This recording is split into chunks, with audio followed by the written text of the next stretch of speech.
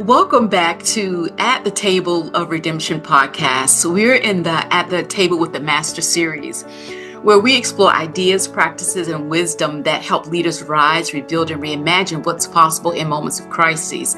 I'm your host, Rasheen, Jamison-Richardson, and it is an honor to be here with you. Today's guest is my professor, Dr. Marshall Ganz. Marshall Ganz is Senior Lecturer in Leadership, Organizing, and Civil Society at the Harvard Kennedy School. He left Harvard in the 1960s to join the Mississippi Summer Project and spent 16 years with Cesar Chavez and the United Farm Workers. He was the Director of Organizing and served on the National Executive Board. His organizing and strategy impact is this. He developed innovative grassroots and voter mobilization strategies nationwide. In fact, he's the key architect of the grassroots model for Barack Obama's 2008 campaign. His academic pathways and scholarship includes him returning to Harvard after 28 years to complete his BA. He earned an MPA from the Kennedy School and a PhD in sociology. He's widely published in major academic public outlets and is the author of Why David Sometimes Win. Today, we are here to cover his newest work, People, Power, Change, Organizing for Democratic Renewal. Ladies and gentlemen, let's go into this podcast with Marshall. All right, good. Good? Okay. Glad we got through that, yeah. How are you doing today? I'm doing pretty good. I'm doing fine, actually. How are you doing? How are you? I'm excited about our interview. I have been literally just so excited to be in this space with you today to cover your book talk. Well, I'm looking forward to it. So, yeah, it's great. Okay, so my background is in the arts, so I write out every detail. I don't like people jumping in with surprises, so I just wrote it out. And anything right now, we get a chance to just say, we don't have to talk about that. We can talk about this. So is there anything you want to, so just go with it. Yeah, no, it's where are you, by the way? I'm in Quincy, Florida now. Quincy, Florida. Okay. Yeah. Have you heard of Quincy, Florida? I have not. I've heard of Quincy, Massachusetts. That's about it. That's funny. I almost stayed there. Have you heard of Florida State University? I have indeed. Okay, so that's 15 miles this way. And I found this place because I earned my degrees in music from Florida State. That's cool. That's great. Okay. So this community has a lot of marginalized, it's 100% Title I. So I'm back in this community, but this is where I built my work. And this is where I learned in your class that this was the place that being a community organizer is a part of my legacy. And I had no idea. That's cool. No clue. So this is a full circle moment. No, it's great. No, thanks for sharing that. What was your music study? So that's what me and Siri connected, our music background. I did one in music education, K through 12 schools. And then the last one I did in choral conducting. So I was conducting choirs. That's great. It's such a blessing to be able to encounter the world that way through music. It's a wonderful thing. Yeah. Okay. All right. All right. Let's go. So Professor Ganz, tell us what brings you to the table of redemption. Well, you bring me to the table. Okay. No, your invitation, your work, your calling. And so I'm just really looking forward that learning from our conversation. Thank you so much. Well, how about let's talk about this book, People, Power, Change. I am so honored to be in the same space that it is published and released and being able to be one of the people that could cover it. It was the same with Liz City. She was talking about her book, Leading Strategically, before it came out, and then when it came out, it was right before I graduated, and this is only a short time after I graduated. So be able to be an alumni, and then also have the courage to write to you and say, "Can I cover your book?" It has been such an honor. So, but the big part is, can you tell us what the book is about and what inspired you to write it? Well, I think I think fundamentally, I think it really is about the three questions that Rabbi Hillel posed. Um, in the first century, people would go to him and say, "How do I figure out what to do with my life?" And he said, "Ask yourself these questions." And the first one was, ask yourself, if I am not for myself, who will be for me? Now, it's not selfish, it's self-regarding. In other words, if you presume to engage with others, you need to bring clarity to it that you're not just seeing other people as reflections of you, which means understanding your own values, your own experience, so that you get yourself enough to be able to get others. But then the second question is, if I'm for myself alone, what am I? Because to be a who and not a what, a human being and not a thing, is to recognize that we exist in relationship with others. I mean, we are conceived in relationship, we grow up in relation. I mean, in other words, we are a relational species, and that's so you can't pretend that's not so, or not see that as a source of strength. And finally, he says, ask yourself, if not now, when? Not advice to jump into moving traffic, but it's a caution against what Jane Addams called the snare of preparation. Just another year of strategic planning. Then we'll have the perfect plan. Then we'll implement it, and the world will totally conform to our expectations, except that never happens. In other words, the point is that rarely can we learn what we need to learn uh, by through action. In other words, understanding flows from action. It isn't about we sit around and come the perfect plan and then we're ready. Actually, if we think we got a perfect plan, we're not ready because that's not of this life. And so much of this is how we blend. It's risky to take action in which you can't know what's going to happen. Well, actually, we can't know what's going to happen tomorrow. So at some level, but we look for these false certainties. And in that way, we're denying ourselves the growth and the capacity that we need to actually deal with the world we're actually in. You know, when people talk about being created in God's image, there's a lot of ways to look at that. But one way to look at it is the capability of creativity, is of being a creator. And ooh, we got that gift. And so I think the connection of those two, of self, other, and action, I think is kind of what I've been working on for most of my life. And how can I say, they sound very simple. They have a lot of depth um, because they're about our own lived experience. And so as I discovered organizing, and then with the farm workers as well, I discovered that there was a craft. There was a craft that was dedicated, a way of practicing leadership that focused on exactly these questions. It focused on other, it focused on self, and it focused on not sitting around making plans that you're never going to enact because all you're doing is avoiding the risk involved in living. And so, you know, that's kind of, and so the reason it's called People, Power, and Change is that it focuses on people. Number one, it's not about issues, it's about people, it's about human beings.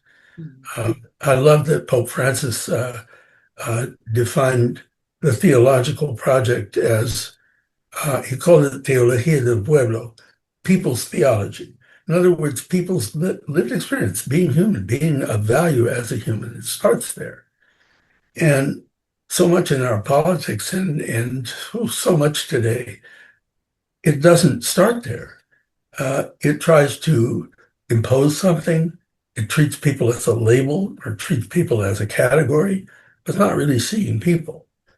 And I will say that at the Kennedy School, after the general election, they have a gathering of a get together of the campaign managements of both presidential campaigns. So I got to spend a day and a half in a room with the Trump people and the Harris people shortly after the election. Well, that was interesting. But one of the things was so obvious was that the Harris campaign was trying to tell people how they ought to feel, not listening to how they really felt. See, that's a problem. Mm. And because it's a marketing thing, it's not a human thing. It's not actually listening and through listening, understanding what change really means to people in their lives. So so it starts with people and then it goes to change, but change understood in real ways. And then the third component is about power. And the reason it's about power, the word has acquired such a negative meaning. And in Spanish, it just means poder, just to be able to. The clearest way of interpreting it that I found is, well, to ask the question, if you need what I've got more than I need what you've got, who's got the power, me or you? Is it me or you? It's you. Yeah, you bet. And and if it's reversed, then who's got the power? I do. That's right. See, power is not something you have. It's an influence that's Ooh. created by the terms of interdependence because we are interdependent with people, the world. It's where we are. The question is the terms of interdependence. And if our interdependence is more or less balanced with each other, yeah, well, we can create a lot of power to create a credit union, a co-op, do all sorts of things we can't do as individuals, but we can do with others. Mm. But when most of the resources are in one place and the needs are in another place, it turns into domination. Mm. And so then the question is, how do we rebalance the interdependence? Mm. And you don't start with what you don't have, you start with what you do have. Mm. And that's why the Montgomery busboy, to me, has always been an extraordinary inspiration. Because here you had a situation, 1955, and where, the segregated buses in Montgomery, people had to use them to go to work, come home from work. But if you're a black person, you had to walk past a deputized armed bus driver, rows of white people, and then you found a seat. But if a white person wanted a seat, you had to get up and give it to them. Mhm. I mean, twice a day. Think Mm. about the anger in that community about being subjected to that every single day. Mm. So then the question, so what do you do about that? Yeah. Well, the Supreme Court said that segregation was unconstitutional in schools, which remains a continuing problem. But they got inspired by that in Montgomery. So they organized a boycott. Now, it took them a year, but they won. So then you have to ask the question, well, how in the world did they overcome the White Citizens Council, the bus company, the city council, law enforcement, the state of Alabama? I mean, come on. Mm. So what was the resource from which they built their power? And it's a question. Mhm. What was the resource from which they built their power? Relationships. That was important. That was important. Relationships. And I would say, huh, What do you see when you look down? the floor. But what do you see about yourself when you look down? I see my heart, my hope, and my willpower. All right, well, that's good. But let's get much more specific. Okay. What part of your anatomy do you see when you look down? My feet. You bet. Everybody had feet. Everybody had Yeah. feet. See, now, if they use their feet to walk to work and to deny the bus company the bus fare, instead of using their feet to get on the bus and give the bus company the bus fare, their individual dependency on the bus company turned into the bus company's dependency on a united community. And see, to me, that's how you build power. You don't start Oh, with what you don't have, you start with what you do have. you do. And that's where the creativity comes in. But it also means that you have to deal with power inequality. You cannot just pretend it's not there. Yeah. It's another thing I love Pope Francis saying. He says, we're commanded to love everyone without exception. Well, yes, that's right. But that doesn't mean that we permit someone who's abusing their power to continue abusing it Mm, or pretend that it's not happening. We have a responsibility to figure out how to take their power from them because, in fact, the way they're using it, they themselves are denying the gift of life that God has given them. mm, And so to show love is to enable them to find their selves in a way that doesn't depend on hurting and exploiting and oppressing other people. mm, I think it's really an important insight mm. because struggle is a part of life. It is. And to fear it or walk away from it is not, it's irresponsible. Mm, It's irresponsible because, the people we care for, our kids, I mean, come on, we have responsibilities in this world. yeah. And that includes setting the power stuff right. Mm, It's mm, very much how Dr. King taught. Same thing. It was how Gandhi taught that to fear conflict is to fear change, learning, and growth. mm, Because there's righteous conflict and there's not righteous conflict, but it's not in conflict itself. It's in how it's conducted, what's at stake, and what the values are. And I think that's something that's so important. There's a verse in the Quran, Surah 94 in the Quran, where it is a person saying, they're sort of in dialogue with God and saying, yes, well, you told us there will be challenge. That you told us there will be struggle. There is struggle, but also that within struggle is where we find ease. mm. And see, I think that's a really wise, very wise understanding. That in struggle we find ease. Yeah. That is so profound. That is Yeah. so profound. And it's almost like you have to, in some ways of the struggle, and the thing about being in your class, I learned about the international level of struggle, not just the Black struggle. That's right. But the bottom line is, it's almost like you have to have exposure to it because it's going to be a part of life. And it was just like, let's going back to the Black church and growing up with dad being a pastor. Yeah. Sometimes we feel like you need to carry an inhaler, just so you can breathe and breathe properly through some of the struggle. So while it was really tough growing up, that's Yeah. how I learned what Yes. resilience is. That's how there's nothing Right. on the planet today that would have taught me what that is now versus having learned it early on, so that I'm Right. not running away from the things that are automatically associated with growth, development, human growth and development, and Well, the ability to rise and rise strong, and the ability to also admit I am not strong today, or the ability to say I have reached my capacity today, I can't handle anymore. But how would you know any of that if you that's were right. not acquainted properly with what struggle looks and feels like? Well, amen. I mean, literally, amen. I mean, no, I mean, really, for me, one of the most profound experiences was the work we did in the South in the Black church. Yeah. And I mean, because, I mean, uh, I was raised in the Jewish tradition. I'm grateful having enough of a religious sensibility to Mhm. try to get kind of what was going on. Because you cannot imagine the civil rights movement without the church. You just can't. Yes, that's it. Because of testimony. Mhm. Well, yeah, that was happening look, we were there on Sunday. We were there. for the Sunday school in the morning.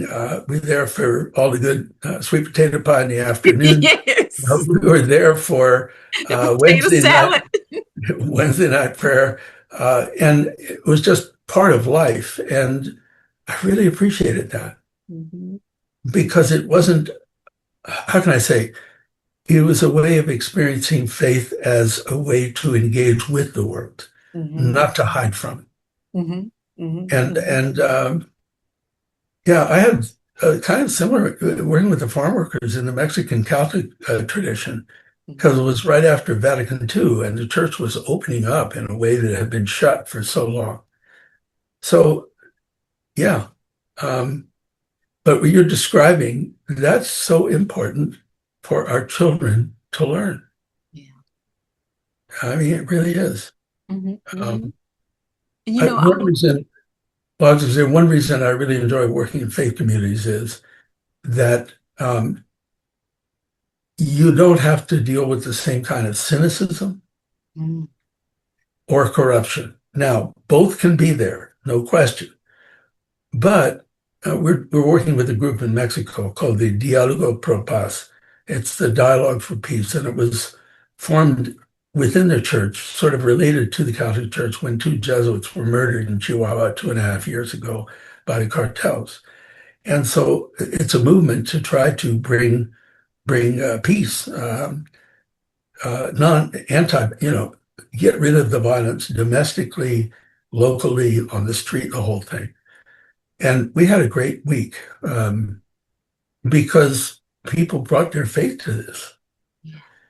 And so, yeah, there was hope there. There was, Mhm. there's a song I heard you might enjoy. It was a church song. It was in Spanish. I'll just say it in Spanish, then I'll translate.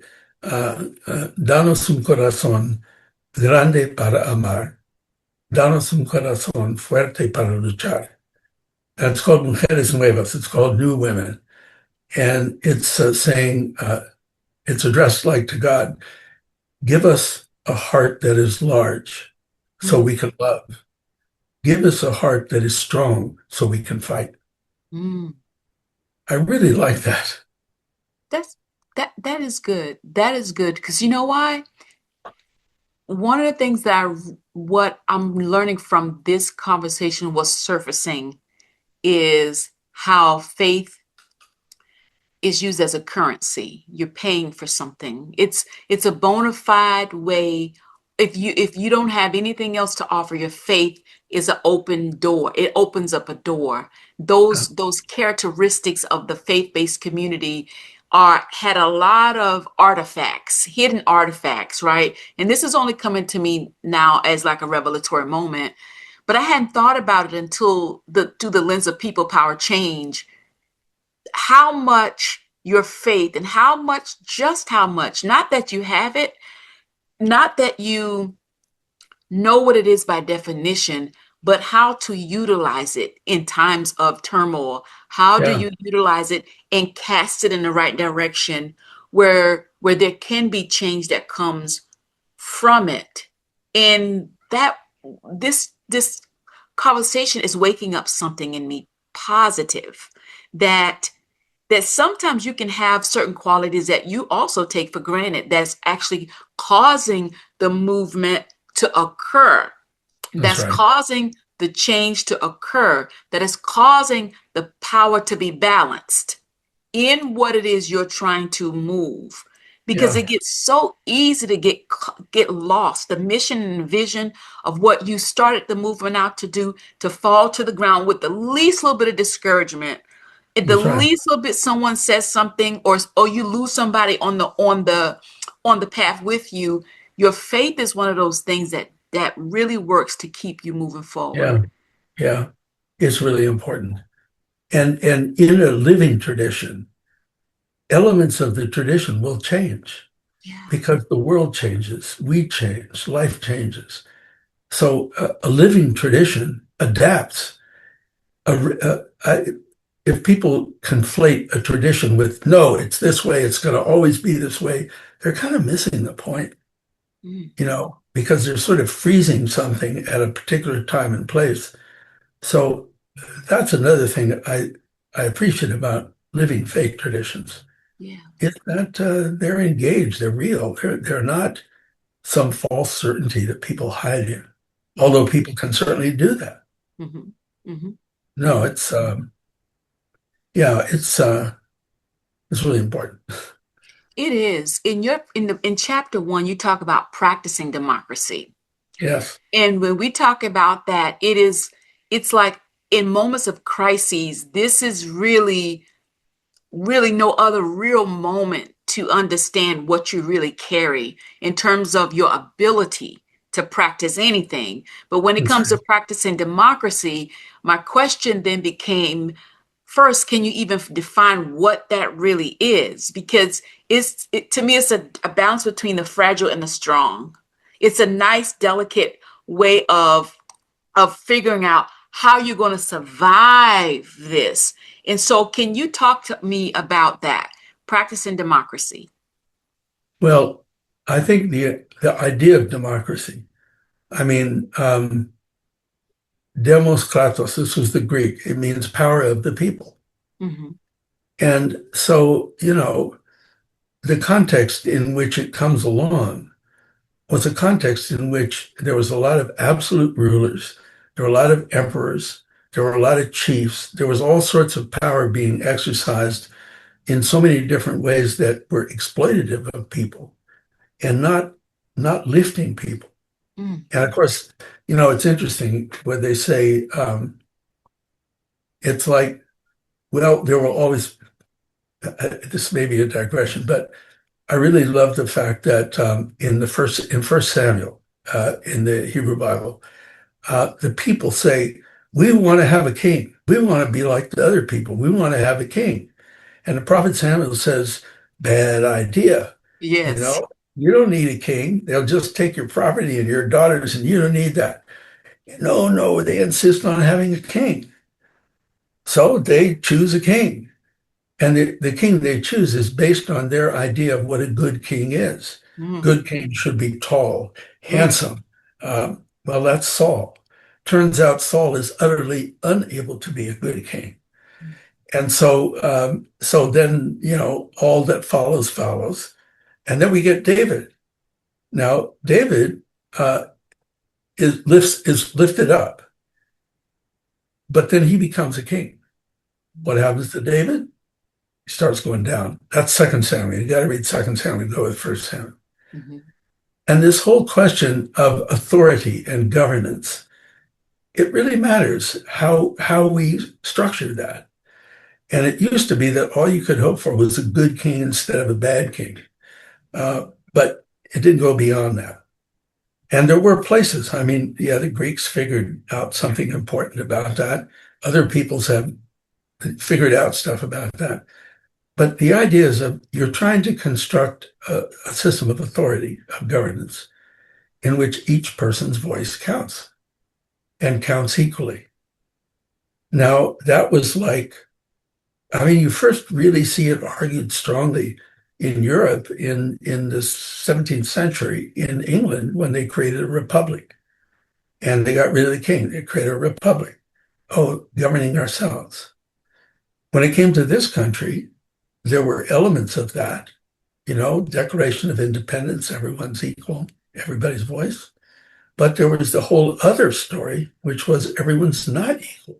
Mm. To some people, it's given to govern and to others obey. And the history of our country has been those two things fighting with each other. And, because for 250 years, the South was the bastion of that. And, then we see it surfacing now again. So when I say practicing democracy, what I mean is to practice the practice of self-governance, Mm. the practice of taking other people seriously, the practice um, of of committing to collective process of some kind, to agreeing on forms of decision making, to finding ways to hold one another accountable, to, in other words, govern in such a way that it is rooted in respect for the voice of each person. Mm. But there's always a tension. And in this country, well, we only really get the right to vote uh, in the 60s. I mean, because in other words, slavery was eliminated in 1865, but Jim Crow just continued the same system in a different form. So getting to that place where we actually take seriously that each person should have equal voice. But the second thing is then, and I had Sid Verba was a professor of government at Harvard that I studied with. He said liberal democracy is an experiment to see if equal voice can balance unequal resource. Ooh.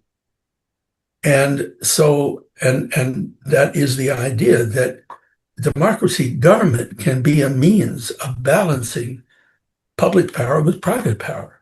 Mm. But all these attacks on government have really been attacks on democracy. Mm. And so what we wind up going is in a direction of extreme concentrations of private power. And where the Supreme Court screwed up was in the 70s. They said that money is speech. In other words, that you couldn't control campaign spending because you were trying to stop free speech. Wow. And that licensed this whole electoral industrial complex we have that turned our politics into marketing. And so that's how you get stuff like what I mentioned about the Harris campaign. It's like there's people sitting up there with all these statistics and all this stuff. They're not really engaging with real people. Mm. And they're converting people into labels and categories, which is not what we are. Mm-hmm. Mm-hmm. So we have a real challenge in this country. And the one of the major sources of learning to practice democracy were civic associations. And that's what de Tocqueville wrote about in the 1830s. He says, oh, look at this, people learning how to govern themselves. They're learning about common interests. They're learning about decision making. They're learning to respect or care for one another. They're they're learning all this. The habit, he called it habits of the heart. Mm. But that form of association has been going down the tubes. And because most nonprofits aren't governed that way. Now, some unions are, some churches are, but that's when I say practicing democracy, that's what I'm talking. I'm talking about practicing governance in which it's rooted in respect for each person, in each person's voice, but also respect for the fact that we have to make collective decisions and that we have to be aware of concentrations of private power just as much we beware of concentrations of public power. Mm. That's where we're in a really challenging place right now. Yeah. And so now just a project I've been doing the last year has been with the Girl Scouts. In fact, I'm supposed to give a keynote this summer at their national meeting. Girl Scouts? Why? Well, they're self-governed. Yeah. Their dues support them. They elect their leadership from top to bottom. And they're dedicated to the development of leadership in young women and girls, which is a really important thing to be doing. Yeah. There needs to be so much more of that for it to be real. Yes. So when I'm saying practice democracy, well, we have to be practicing this stuff because democracy is not something you have, it's something you do. Mm. To have it is not, what does that even mean? And unfortunately, it's become so disconnected from so many people's lives. You know, you say, let's fight for democracy. Well, I don't know, is that educating my kid?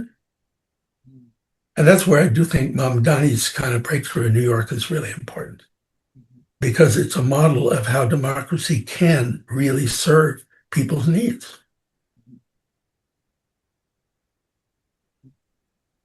That was a long digression, but I hope it's responsive.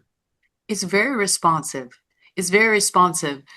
When I am in the middle of these podcasts, I am learning so much. I decided that's what I wanted it to be. I'm a student today.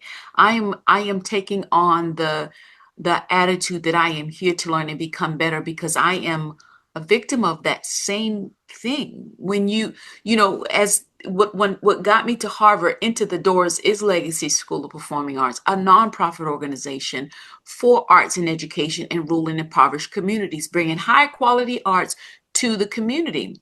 Yeah. And a large part of why we were not able to be sustained, the sustainability piece to growing and organizing and developing in this leadership piece is the democratic intricacies that will either make or break how these things live. And so we That's we, right. we did a really great job for a decade, but then there always comes a point where you have to question that component of either rebuilding or closing or how you're going to continue. How is this thing going to be sustained? And when I read the chapter on practicing democracy, I thought about sustainability a lot. A lot of people are, it's quick to start it, it's quick to keep the Yeah. momentum going, but sustainability is very different to me. It is the component where you have to question the what's in the engine, what's in the exhaust pipe of this vision and mission that you say you have.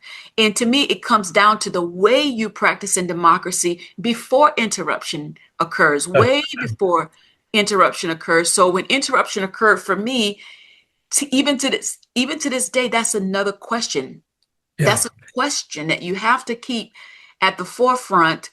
Even all the wonderful work that you're doing, all the lives being changed, all the movements that are being made, but how you're practicing democracy It is, it yeah. no, go ahead. No, No. no, We can talk about this all day, but yeah. no. I was just going to say what it's one of the major differences between mobilizing and organizing. Okay. See, there's a whole lot of mobilizing going on these days. Mhm. Turn out for this rally, show up for this protest, send this letter, send this email. Mm, So much of that. yeah, Um, but you have to ask the question, great, what are you building? that's it. And if you're not building anything, then you're just spending down what you got, but you're not building anything. Mm, And the whole point is building. yeah. And, Wael Ghonim from Egypt, the guy that was the Google guy in Tahrir Square when the Arab Spring, he was at the Kennedy School for a couple of years. And he was saying the young people did a great job of mobilizing people to show up. I mean, they got rid of Mubarak, but who walked away with the whole thing? Not the students, it was the Muslim Brotherhood because they had organization and the students hadn't built one. So Oh, this question of what are you building is just so fundamental, mm, you know. And there's different ways you build. You build capacity with human beings. You figure out how you're gonna, generate the resources you need. When I was working with the farm workers, we never went anywhere without a coffee can and a clipboard. mm. Why? Why do you think? I think A the coffee coffee can can? is the collective the collective contributions. You bet. And the clipboard is to document everything To get names, to to get get names. named. Okay. It's money and people. When I say this to students today, they really don't. The association with coffee can is, oh well, I don't know. You want to stay awake, or in other No. words, no. I was in New York. I was working on the boycott, and I was walking along with a big sign that said "boycott grapes," and I had a cup of coffee, and somebody passed by. They tossed a quarter into my coffee cup. We had trained them so well that it was just a reflex. But no, it. All of this is about trying to be real about these things. Hmm. You know, Hmm. Hmm. Hmm. In chapter 2, you talk about relationships. yeah, That hit home. That hit home for me. You don't even know how important any of this is until there is interruption. You don't. There's no way to know how important your pinky finger is when you're playing a piano until it gets slammed in the door. You don't It's know how important, your glasses are until you cannot find them and you're trying to read something. And the no same kidding. to me is when we talk about the relationships piece of the book. I talked to you in my writing about when hurricane disaster struck Legacy School of Performing Arts and closed us down. We've been closed for the past 7 going on 8 years. The relationships dynamics were not built Mm, strong enough for disaster, but I didn't know that because we were making so much strides. We yeah, had so much success, but certain types of interruption interrupt relationships that's too. right. And That's as right. I'm reading your book and wanting others to read the book, and while it's talking about community organizing, it is talking strictly about how to survive crises, how to manage, how to continue to go and grow. It's talking about so many other components of redemption to me. And Yeah. and I sat in silence reading that particular chapter because I said I had not considered the exact quality, what will be needed if this crisis held again, was to happen again, or if I needed to close even before a disruption. If you know that you're reaching capacity before something happens, how do you make these decisions? And so when you describe relationships in your book, then can you discuss this in detail? How might strong relations help the community survive and recover from crises? Well, I think the first thing is to distinguish between a transaction and a relationship. Okay. Mm-hmm. So many of our encounters with people these days they're transactional. In other words, I give you this, you give me that, done. They're in the present, they're in the moment, and it's just, it's making an exchange. Mm-hmm. That's not a relationship. That's it's a transaction. Our president really understands about transactions, but not relationships. Now, the difference is one student invites another student to have coffee. So they go have coffee, they have a great conversation. And one says to the other, "Hey, this was a great conversation. Let's get together again next week." And the other one says, "Gee, I got exams. Okay, how about the next week? Got people coming from out of town. How about the next week? I'll send you an email." So technically speaking, he just got dumped, or that's what happened. Now, if you say, well, what was missing? What was missing was that one person was willing to risk their most valuable resource in in in a commitment to this other person. The other one was not. Mm-hmm. And see, in other words, relationships are created out of commitment. It's a choice to commit to the other. And there's always risk because you can't predict the future. You may be let down, whatever. So while relationships have an element of your resources and my needs and vice versa, I mean, I don't know if there's no difference in a relationship, there's nothing to learn, nothing to talk about. But the values that we experience become, I think, a source of the courage to make commitments. Mm-hmm.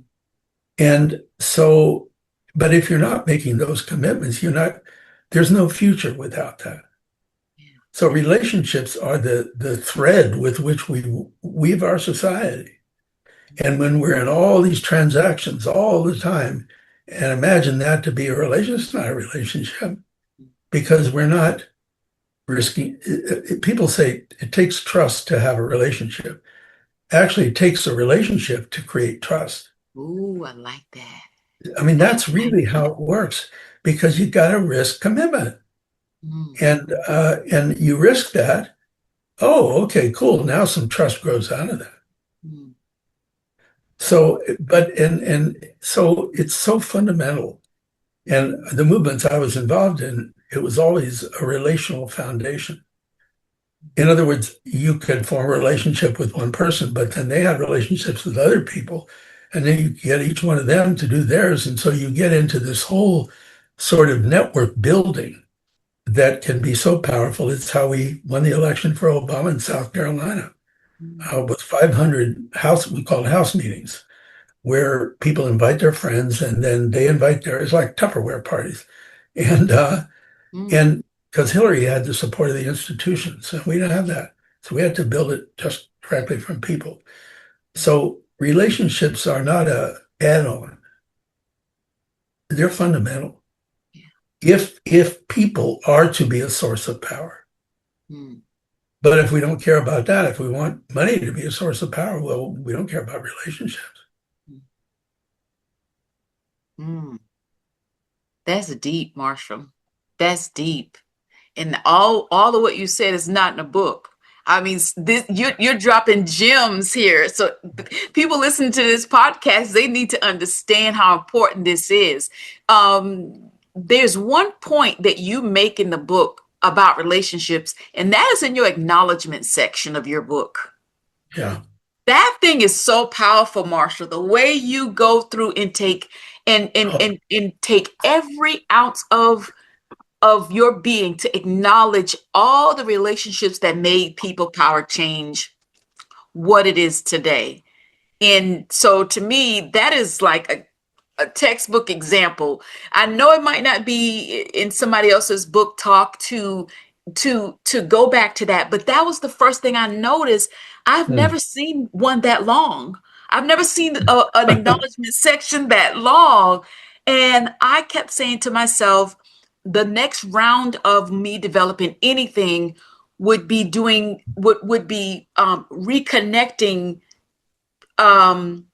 my relationships over the years. You may have someone over there, one over there, a pod, or you do it in cycles or tribes or pods. But one of the things you did in your book acknowledgement is you weave together all these voices who help you make all your choices. And that is so inspiring for me. Thank you so much for sharing that, because it was an effort at gratitude.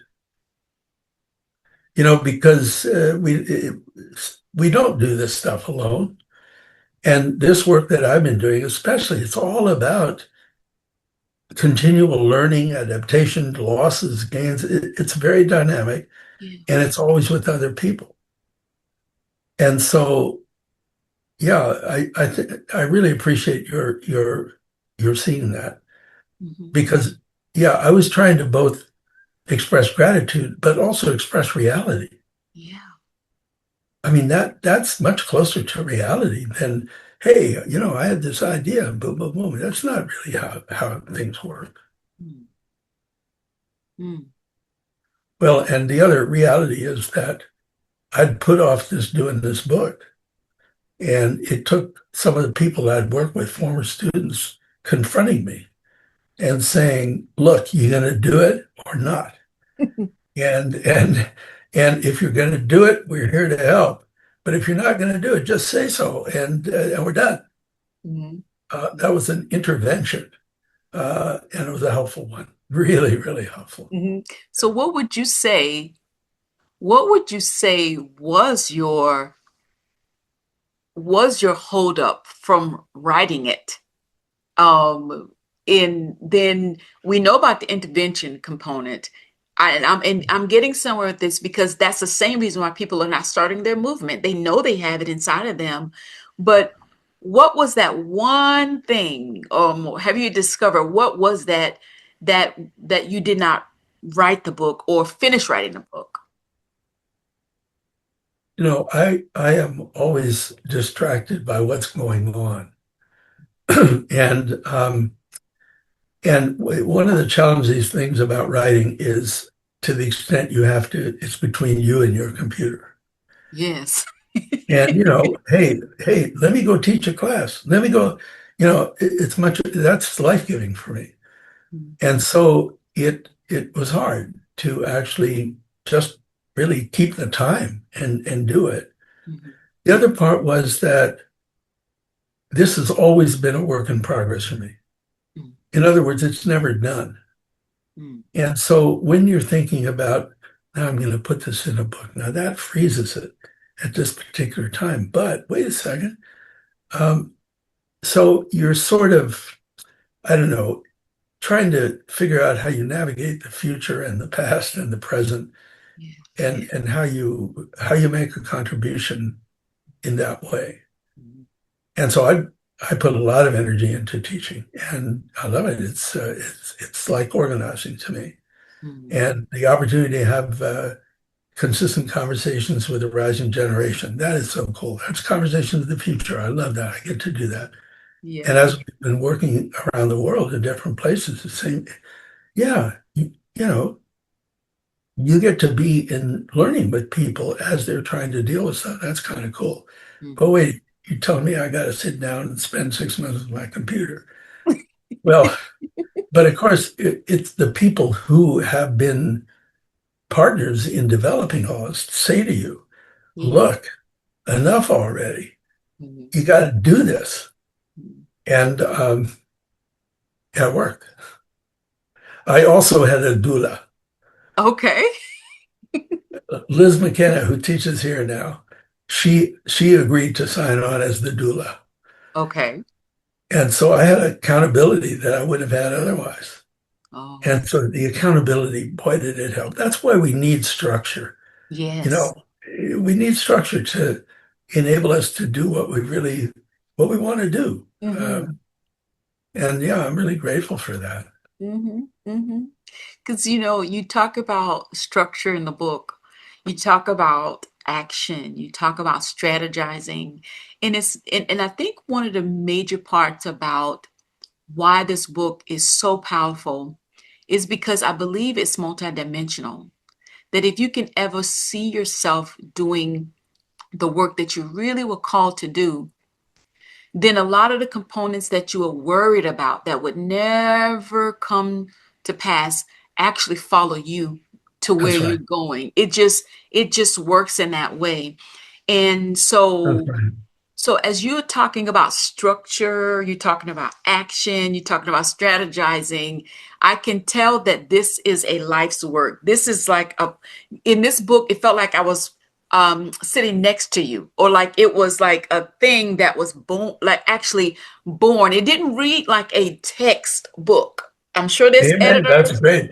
You get it, the editing Oh, I know. team, this team, that team, and it still came out feeling like I I was taught by the person that's writing this book. It feels that way Yeah. when I'm reading it. Let me stop saying when you're reading it. But can you talk a little bit just about strategy um, to help people understand that it's not just a notion, it's not just a calling, but there's levels of elevation that Yeah. you are trying to achieve so that the people following you know that they can trust you.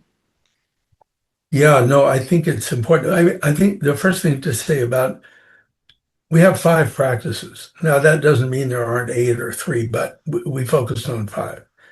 Every single one is something everyone does and can do. In other words, we build relationships, we tell stories, we strategize anytime we oversleep and still have to get to work on time. We know the difference between somebody being there or not being there. And we create structure. Anytime we're working with other people, we come up with some ways in which we're trying to manage that. So I think that's the first. In other words, there's complexity can be a real problem when it gets in the way of understanding. Mm. Uh, but but deep understanding opens up understanding of lots of complexity because it's rooted in the deep understanding of what a story is and how you tell one, what a relationship is and how you create one. You're sort of focusing on the basics. Now with strategy, um, well, and the other general framework is the heart, heads, hands idea that, we build relationships, but first thing we got to learn to tell stories. That's the heart. And then we got to strategize. That's the head. And then we got to turn it into action. That's the hands. And structure, that is how we put all this stuff together. So again, there's a core idea there of how these things interact with each other. and are interdependent in a deep way. You can have great stories, but no strategy. Well, that's a problem. Mhm. All strategy, no stories, nobody's going to show up. Mhm. So it's how it fits together. So strategy specifically, um, the definition that I found most useful is it's simply how to turn what you have into what you need to get what you want. Mm. And we do it all the time. We do. We do it all the time. But see, often we're told, oh, strategy, you got to have a PhD and blah, blah, blah. You got to be the top of the organization, blah, blah.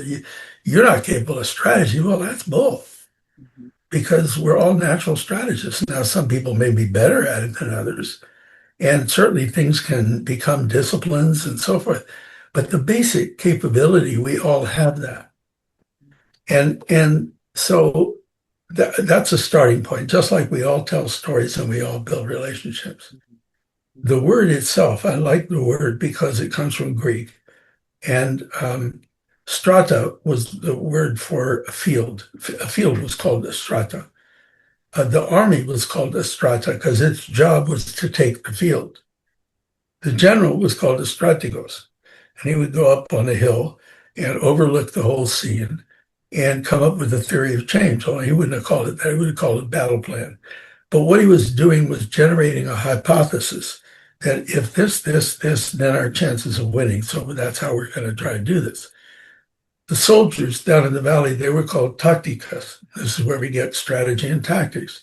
Strategy is the hypothesis that if we do these things, then this could happen. And tactics are the activities that advance the strategy, test the strategy, require changing the strategy. So that's why I say strategy is also not something you have, it's something you do. That's why we call it strategizing. Because if you're not paying attention to what's happening, well, you're going to wind off in space somewhere, and the world's going to be someplace else. So it underscores the fact that learning has to be part of an ongoing, sustained project. Yeah, it's why we do pluses and deltas and takeaways at the end of a class, just to make it part of the process. The challenge comes when the guy on top of the hill thinks that he's got the whole truth, or the Mm. people down in the valley think they got the whole truth. Now they have elements of the truth because context really matters. And when you say, I wrote this thing in DC, now just go do it in Orlando, that's pretty dumb. And it's yeah. On the other hand, if you're in Orlando and you say, I don't need any input from the outside, I got it all figured out, well, that's pretty dumb too. Mm. And so it's putting them together is, I think, the challenge, where locals are fighting nationals, nationals are fighting locals. Putting them together is really where the thing is. And the fundamental story about strategy is David and Goliath. And every culture has David and Goliath story. Because the point the story makes is that I love the story. That's why it's the title of my first book. Because you have a situation where you have this powerful warrior and challenging the Israelites, the Philistines, come and fight me. And if I beat him, then you're ours. But if he beats me, I'm yours. Everybody's afraid. Nobody's taking up on this. They're all cleaning their rooms. So whatever you do when you're afraid and not want to respond. And that's when Jesse sends his youngest son, David, to bring food to his brothers who are warriors, but David's only a shepherd.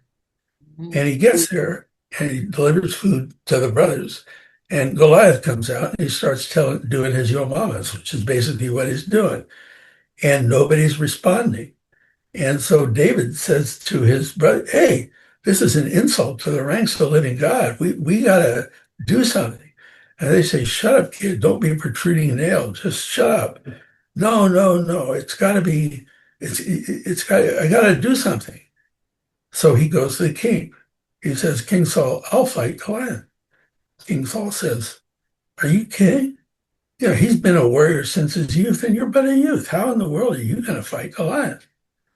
David says, well, I'm what you got. Nobody else is stepping up. King Saul says, well, okay, but you got to take my sword, my shield, and my helmet. You're going to need these weapons to deal with this powerful warrior. So David takes them, he puts them on. They're so heavy he can't move. That's when he notices five little stones at his feet. He says, wait a second, I'm a shepherd, not a warrior.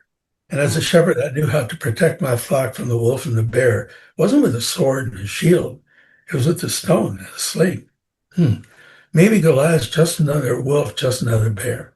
And he mm. takes off all that stuff. He picks up the stones, puts them in his pouch, goes to face Goliath. And Goliath bursts out in laughter. Am I a dog? You send a boy with a stick? Ha, ha, ha. And in the middle of the third high, he gets a stone in the forehead, and that's the end of Goliath. Now, it's not about nonviolence, but it is a brilliant story about strategy. Yeah. See, because it starts not with the how, but the why, Mm, the motivation, the commitment. That's how it starts. Because you often don't know how you're going to do it, but we got to do it. And you got to take the risk of putting yourself in that place. So then he gets the conventional wisdom. Oh, you need those resources to fight those. You got money? Well, you need more money. Well, he buys it again. But then wait a second. That's not me.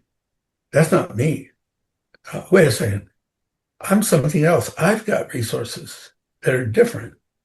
And that's when he recognizes as a shepherd, he's got resources that Goliath doesn't have. And that's when he goes to face Goliath. And Cesar Chavez used to say, power makes you stupid, because Goliath is saying, ha, ha, ha, this is a joke. Well, he misses the whole point of David, which is David has a different way of getting power, which isn't through sword shield, it's through a stone and a sling and courage. And so, to me, that's a really powerful lesson about strategy. It's not the amount of resources, it's how you use those resources to generate the capacity to find the vulnerability of the opponent. And it's about creativity, but it's creativity starting with what you have, not what you don't have. And so when people say, well, where are we going to get the money? It's the first question. It's not the first question. The first question is, do we care enough to try to do this? Because if we don't care enough, I mean, it's not going to happen. It's the difference between a job and calling. It's really, so there's a deep relationship between values and story and strategizing. I don't want this podcast to end.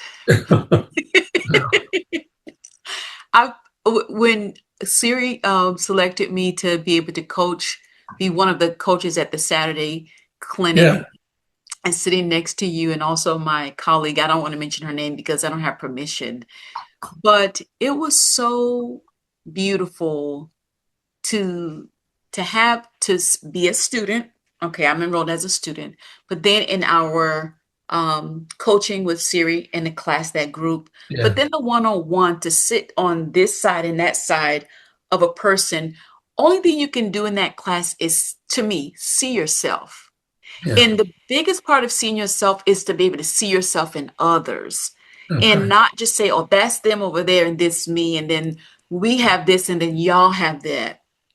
And I think it was the real awakening um of me embracing the calling component, not just the job component, because that's the major part, to be able to relate to others, to be able to respect others, to be able to take a page out of someone else's book. You might not like everything someone is saying or doing or the way they feel, but to be able to be in community and see what comes of it, have that chance at redemption, being able to place yourself and others at a chance for it.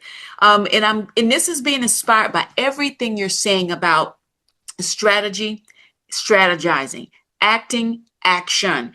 Everything you're talking about, structure. We talked about resilience today. We talked a lot about trauma informed recovery. We talked about so many areas of how people can actually find themselves in this work. But the biggest thing we never got away from is the hope of it all.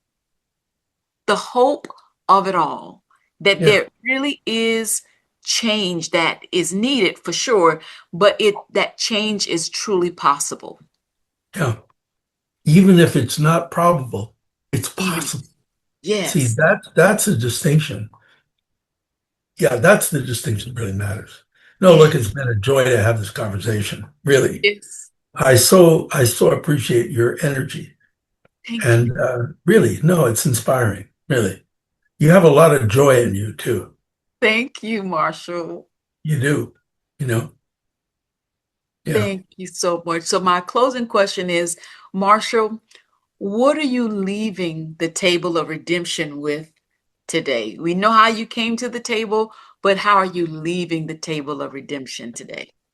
Well, I think the fruit of our conversation is when I was saying that there's a lot of joy in you, Mhm. for me, it generates uh, deeper understanding, deeper commitment, deeper willingness to risk, and deeper appreciation of what we can be to each other and with each other. So for me, it's like, yeah, it's inherently redemptive. Yeah. Gosh, gosh. So what words of encouragement do you have for me as I continue on in this particular journey I'm on?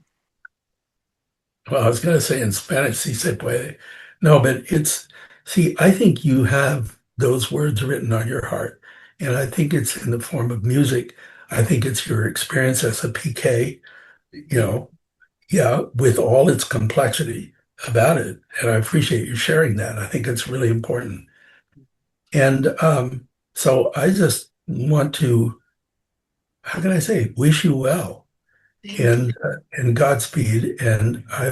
But I want a commitment to keep me posted on how you're doing. I sure will. You got that. You got that commitment. I would definitely do that. It has been such a pleasure and an honor to be in your presence. It has been such a dream come true to even take your course. But as it was even more of a pleasure to learn from those you train, like Siri and Lacey and all the Yeah, TFs, because their work is so meaningful, connecting to us at times when you might not be able to, and to be able to just have that love and that access. It was so important to me to be with your teaching team yeah. as they doing all they can to carry out your mission. So thank you for that. We're closing the table of redemption today. I always leave the table saying, I sure hope that you've been well fed at this table. I sure hope that you ordered what you want. I hope that you ordered your goals, your dreams, your aspirations, your change. I hope that you're understanding that you have a movement in you and asking yourself, well, why am I not moving? So as we continue to inspire change in you, we want to ask you, so what brings you to the table of redemption? I am your host signing off, Rasheen Jamison-Richardson. Have a good day. Bye-bye. Thank you. Thank you, Thank Marshall. you. I was going to say there's a Mexican saying, panza llena, corazón contento. It means with a full belly, the heart is happy. Yay! And so that's kind of like good. Be well. Have a good rest of the day. Have a good rest of, well, I won't say the rest of life, but a good week. So Well, take care. and I'll keep you in touch by email, correct? Yep, that's good. Thank you, Yeah. Marshall. Take care. All Take care. right, bye-bye. Bye. To continue following the Table of Redemption podcast, you may visit www.thetableofredemption.com. You may be able to find our content on YouTube, Spotify, and Apple Podcasts.